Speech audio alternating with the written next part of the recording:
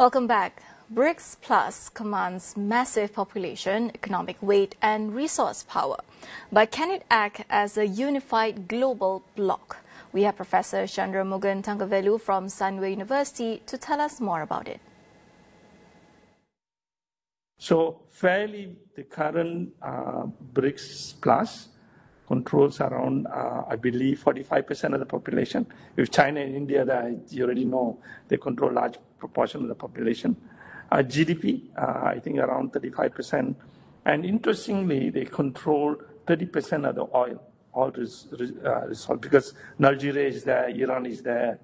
Then, of course, Egypt, UAE, they all are there. So there's also interest to bring Saudi Arabia into this fold. So it's not an OPEC, it's different from OPEC, but it's a different representation of the South. So they also have control over the resources, especially oil.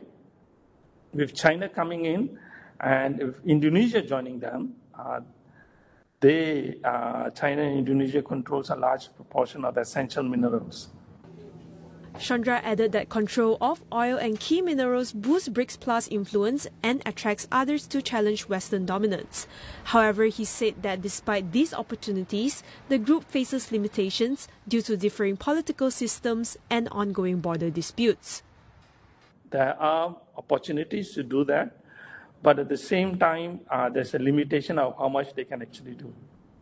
Because of fragmented, they have very different political system, different political agenda, and even there are border skirmishes within India, China, and also Russia. But having said that, the geopolitics is not a concrete, harmonized geopolitics, but fairly they can see the interests of the U.S. as something interest of the West, driving them in a more coherent manner to deal with that, like the reciprocal tariff and so on. So they can emerge as a bloc, but how much of that bloc can a lot of economic growth, trade and integration, and how much of that will allow for investment yet to be seen. Because the formation is more geopolitics rather than a geoeconomics. Whereas ASEAN was formed on a geoeconomics framework than the geopolitical framework. APEC was joined more on the geoeconomic framework rather than geopolitical framework.